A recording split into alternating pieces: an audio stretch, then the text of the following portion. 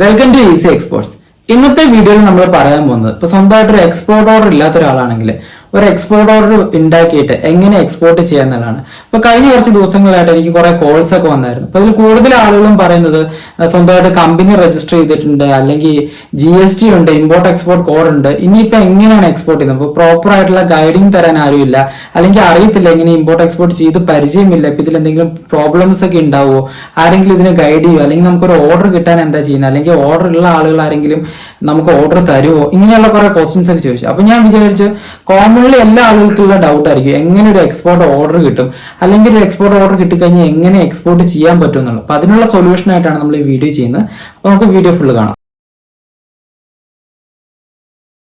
അപ്പൊ ഇന്നത്തെ വീഡിയോയിൽ നമ്മൾ ശ്രദ്ധിക്കാൻ പോകുന്നത് എങ്ങനെ ഒരു എക്സ്പോർട്ട് ഓർഡർ ഉണ്ടാക്കാം എന്നുള്ളതാണ്, അല്ലെങ്കിൽ ഒരു എക്സ്പോർട്ട് ഓർഡർ എങ്ങനെ നമുക്ക് നമ്മുടെ കമ്പനിയുടെ പേരിൽ കൊണ്ടുവരാൻ എന്നുള്ളതാണ്. അപ്പൊ അതിനുവേണ്ടി ഞാൻ ഇതിന് മുമ്പത്തെ വീഡിയോസിലൊക്കെ പറഞ്ഞിട്ടുള്ള പോലെ ആദ്യം നമ്മൾ ചെയ്യേണ്ടത് ഡിജിറ്റൽ മാർക്കറ്റിംഗ് ചെയ്യുക എന്നുള്ളതാണ്. നമ്മുടെ കമ്പനിയെ കുറിച്ചുള്ള മാർക്കറ്റിംഗ് അല്ലെങ്കിൽ ഒരു ബ്രാൻഡ് അവയർനെസ് ആളുകളിലേക്ക് എത്തിക്കുക, അഡ്വർടൈസ്മെന്റ് ആൻഡ് മാർക്കറ്റിംഗിൽ നമ്മൾ ഫോക്കസ് ചെയ്യുക. അപ്പൊ അതെങ്ങനെ ചെയ്യുന്നൊക്കെയുള്ള ഇതിന് മുമ്പത്തെ വീഡിയോസിൽ ഞാൻ പറഞ്ഞിട്ടുണ്ട്. നിങ്ങളത് കണ്ടു കഴിഞ്ഞാൽ നിങ്ങൾക്ക് കൂടുതൽ മനസ്സിലാവും. നിങ്ങൾ അങ്ങനെ ട്രൈ ചെയ്ത് നോക്കുക, അങ്ങനെ ട്രൈ ചെയ്ത് കഴിയുമ്പോൾ നിങ്ങൾക്ക് മേ ബി നല്ല ഓർഡേഴ്സ് ഒക്കെ കിട്ടാൻ ചാൻസ് ഉണ്ട്. അപ്പൊ അതിനുവേണ്ടി ശ്രദ്ധിക്കേണ്ട ഒരു കാര്യം എന്താണെന്ന് വെച്ചാൽ ഇപ്പൊ കറന്റ്ലി മാർക്കറ്റിൽ ഡിമാൻഡ് ഉള്ള പ്രൊഡക്റ്റുകൾ ഫൈൻഡ് ചെയ്യുക. ഇപ്പൊ US പിന്നെ ഇപ്പൊ സെപ്റ്റംബർ ഒക്കെ വരുമ്പോൾ വിന്റർ ആണ് വരുന്നത്. അപ്പോൾ ലെതർ പ്രൊഡക്റ്റിന് നല്ല ഡിമാൻഡ് ഉണ്ടാവും. ഇപ്പൊ ഇവിടെ ഗൾഫ് കൺട്രീസിലൊക്കെ ആണെങ്കിൽ ഇനിയിപ്പം റമദാൻ ഒക്കെ വരുന്നുണ്ട്, അപ്പോൾ ഫ്രൂട്ട്സ് വെജിറ്റബിൾസ് ഒക്കെ നല്ല ഡിമാൻഡ് ഉണ്ടാവും. ഇതുപോലെ ഓരോ കൺട്രീസിലും ഡിമാൻഡഡ് ആയിട്ടുള്ള പ്രൊഡക്റ്റ് എന്താണെന്ന് ഫൈൻഡ് ചെയ്യുക. ഈ പ്രൊഡക്റ്റ് നമുക്ക് എവിടെ നിന്ന് സോഴ്സ് ചെയ്യാന്ന് ഫൈൻഡ് ചെയ്യുക. അപ്പോൾ ആ ഒരു പ്രൊഡക്റ്റ് നമ്മളെ കൊണ്ട് സോഴ്സ് ചെയ്യാൻ പറ്റുമെങ്കിൽ ഇതിന്റെ ആഡ് നമുക്ക് റൺ ചെയ്യാൻ പറ്റും. ഇപ്പൊ ഫേസ്ബുക്കിൽ നമുക്ക് അഡ്വർടൈസ്മെന്റ് ചെയ്യാം. ഇപ്പൊ ഈ ഒരു പ്രൊഡക്റ്റ് പർട്ടിക്കുലർ പ്രൊഡക്റ്റ് നമ്മുടെ അടുത്തുണ്ട്, ബെസ്റ്റ് റേറ്റിൽ നമുക്ക് തരാൻ പറ്റും എന്നുള്ള ഒരു ആഡ് ഒരു ബാനർ പോസ്റ്റ് ഉണ്ടാക്കിയിട്ട് നമ്മളൊരു 5000 രൂപയ്ക്കോ 10000 രൂപയ്ക്കോ പ്രൊമോട്ട് ചെയ്ത് കഴിഞ്ഞാൽ നമ്മുടെ കറക്റ്റ് ടാർഗറ്റ് ഓഡിയൻസിലേക്ക് ഈ ആഡ് എത്തും. അപ്പൊ അവരെന്ത് ചെയ്യും, നമ്മളെ കോൺടാക്ട് ചെയ്യും, അത് നമുക്കൊരു ബിസിനസ് ആക്കി മാറ്റി എക്സ്പോർട്ട് ചെയ്യും. ഇതാണ് ആദ്യത്തെ മെത്തേഡ്.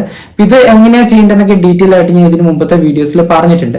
രണ്ടാമത്തെ മെത്തേഡ് എന്താണെന്ന് വെച്ചാൽ ഇപ്പൊ നമ്മളെ തന്നെ കോൺടാക്ട് ചെയ്യുന്ന ഒരുപാട് ആളുകളുണ്ട്. അപ്പൊ അവർ ഓൾറെഡി കമ്പനി സ്റ്റാർട്ട് ചെയ്തു, ഡിജിറ്റൽ മാർക്കറ്റിംഗ് ചെയ്തു, അവർക്ക് എക്സ്പോർട്ട് ഓർഡേഴ്സ് ഒക്കെ വന്നിട്ടുണ്ട്. അപ്പൊ അങ്ങനെയുള്ള ആളുകൾ ഇനി ചിന്തിക്കുന്നത് വെച്ചാൽ എക്സ്പോർട്ട് ചെയ്യണമെങ്കിൽ കൂടുതൽ ഇൻവെസ്റ്റ്മെന്റ് ആവശ്യമുണ്ട്. അപ്പൊ ഇൻവെസ്റ്റ്മെന്റ് പാർട്ട്നേഴ്സിനെ എല്ലാവരും വെൽക്കം ചെയ്യുന്നുണ്ട്. അങ്ങനെ വെൽക്കം ചെയ്യുന്ന കുറെ കമ്പനീസ് ഉണ്ട്. അപ്പൊ അതായത് ഈ കമ്പനീസിനൊക്കെ ഓൾറെഡി നിലവിൽ എക്സ്പോർട്ടിംഗ് ചെയ്തുകൊണ്ടിരിക്കുന്ന കമ്പനീസ് ഉണ്ട്, പുതുതായിട്ട് എക്സ്പോർട്ടിംഗിലേക്ക് വന്ന കമ്പനീസ് ഉണ്ട്.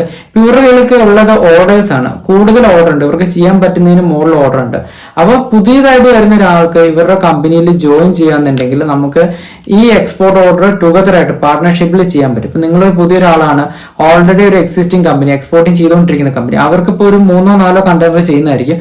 പിന്നെ 5-6 കണ്ടെയ്നറിന്റെ ഓർഡർ വരുമ്പോൾ അവർക്ക് അത്രയും ഫണ്ട് ഇല്ലാത്തത് കൊണ്ടും അത് മൊത്തം ഹാൻഡിൽ ചെയ്യാനുള്ള ബുദ്ധിമുട്ടുകൊണ്ട് ചിലപ്പോൾ അവർ ചെയ്യാതിരിക്കുമായിരിക്കും. അപ്പൊ അങ്ങനെയുള്ള കമ്പനികളിൽ നമ്മൾ ഇൻവെസ്റ്റ്മെന്റ് പാർട്ണർ ആയിട്ട് ചെന്ന് കഴിഞ്ഞാൽ നമുക്ക് പുതിയ പുതിയ ഓർഡറുകൾ എടുത്ത് ചെയ്യാൻ പറ്റും. അപ്പൊ അതാണ് രണ്ടാമത്തെ മെത്തേഡ്.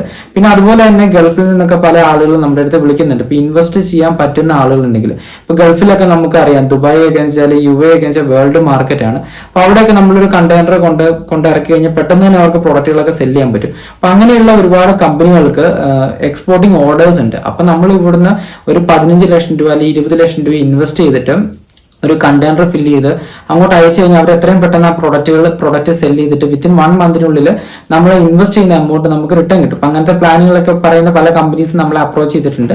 നിങ്ങൾക്ക് താല്പര്യം ഉണ്ടെങ്കിൽ എന്നെ കോൺടാക്ട് ചെയ്ത് അങ്ങനെയുള്ള കമ്പനികളുമായിട്ട് ഞാൻ കണക്ട് ചെയ്ത് തരാം. അതിനുശേഷം നിങ്ങൾ അവരുടെ ഒരു കമ്പനിയെ കുറിച്ചൊക്കെ ചെക്ക് ചെയ്യുക. അതിനുശേഷം അവരോട് LC തരണം എന്ന് പറഞ്ഞു, ലെറ്റർ ഓഫ് ക്രെഡിറ്റ്. അപ്പോൾ ഒരു LC ഇഷ്യൂ ചെയ്തിട്ട് ത്രൂ ഔട്ട് ബാങ്ക് വഴിയാണ് നിങ്ങൾ ട്രാൻസാക്ഷൻസ് നടത്തുന്നതെങ്കിൽ ഇൻ കേസ് ബയർക്ക് നമുക്ക് പൈസ തരാൻ പറ്റാത്തൊരു സാഹചര്യം ഉണ്ടായാലും നിങ്ങൾക്ക് ഇൻഷുറൻസ് ക്ലെയിം ചെയ്തിട്ട് ആ ഒരു പൈസ റീഫണ്ട് ചെയ്ത് കിട്ടുന്നതാണ്. അപ്പൊ നമ്മൾ അങ്ങനെ ഒരു എക്സ്പോർട്ടിംഗ്, ഇപ്പൊ ദുബായിൽ നിന്ന് വരുന്ന ഒരു എക്സ്പോർട്ടിംഗ് ഓർഡർ നമ്മൾ പ്രോപ്പർ പേപ്പർ വർക്കുകൾ ചെയ്തിട്ടാണ് ചെയ്യുന്നതെങ്കിൽ നമുക്ക് അവിടെ റിസ്ക് പോസിബിലിറ്റീസ് ഭയങ്കര കുറവാണ്. കാരണം നമുക്ക് ഇൻഷുറൻസ് കവറേജ് ഉണ്ട്. എന്തെങ്കിലും രീതിയിൽ പേയ്മെന്റ് കിട്ടിയില്ല എന്നുണ്ടെങ്കിൽ നിങ്ങൾക്ക് ഈ പറഞ്ഞ ഇൻഷുറൻസ് ക്ലെയിം ചെയ്ത് കഴിഞ്ഞാൽ നിങ്ങൾക്ക് ഉള്ള നഷ്ടം നിങ്ങൾക്ക് കുറയ്ക്കാൻ പറ്റും. ഒരു 95% ഒക്കെ നിങ്ങൾക്ക് ആ ഒരു ഇൻവെസ്റ്റ്മെന്റ് എമൗണ്ടിന്റെ ഒരു 92-95% ഒക്കെ നമുക്ക് റിട്ടേൺസ് കിട്ടും. ഇൻഷുറൻസ് നമുക്ക് ക്ലെയിം ചെയ്ത് കിട്ടാൻ പറ്റും. ഓക്കെ, ഇനി മൂന്നാമത്തെ മെത്തേഡാണ് ഇപ്പൊ നമ്മൾ ഈസി എക്സ്പോർട്സ് ത്രൂ. ഇപ്പൊ ഞങ്ങളിപ്പോ നിങ്ങൾക്ക് അറിയാം നമ്മൾ എക്സ്പോർട്ട് ഇമ്പോർട്ട് രംഗത്തുള്ള മെന്ററിംഗ് ആണ് പ്രൊവൈഡ് ചെയ്യുന്നത്. അപ്പൊ പുതിയതായിട്ട് ഒരാൾക്ക് എക്സ്പോർട്ട് അല്ലെങ്കിൽ ഇമ്പോർട്ടിംഗ് ചെയ്യണമെങ്കിൽ ഞങ്ങളുടെ കൂടെ നിന്ന്, ഇപ്പൊ അതും പല ആളുകളെയും ചോദിക്കുന്നുണ്ട്, ഇപ്പൊ നിങ്ങളുടെ കൂടെ നിന്ന് എക്സ്പോർട്ട് ചെയ്യാൻ പറ്റും, നിങ്ങളുടെ കമ്പനിയിൽ വന്നിട്ട് എക്സ്പോർട്ടിങ് കണ്ട് പഠിക്കാൻ പറ്റുമെന്ന് പല ആൾക്കാരും ചോദിക്കുന്നുണ്ട്.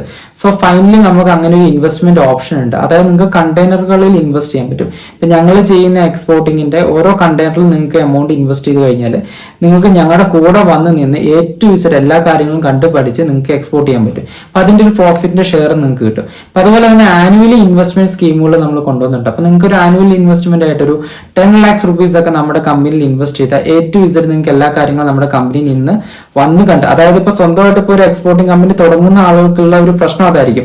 നമ്മൾ ആദ്യമായിട്ട് ഒരു എക്സ്പോർട്ടിലേക്ക് വരുമ്പോൾ നഷ്ടം വരാൻ സാധ്യതയുണ്ട്, എങ്ങനെ പഠിക്കാൻ പറ്റും. അപ്പൊ നമ്മുടെ കമ്പനിയിൽ വന്നു കഴിഞ്ഞാൽ നിങ്ങൾക്ക് 1 year നമ്മുടെ കമ്പനിയിൽ നിന്നിട്ട് നമ്മുടെ കൂടെ നിന്ന് എക്സ്പോർട്ട് ചെയ്ത് എക്സ്പോർട്ടിങ്ങിനെ കുറിച്ചിട്ട് നോളജ് ആയതിനു ശേഷം സ്വന്തമായിട്ട് നിങ്ങൾക്ക് എക്സ്പോർട്ട് ചെയ്യാൻ പറ്റും.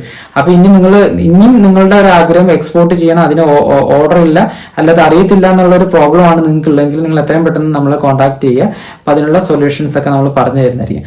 Okay, thank you for watching this video.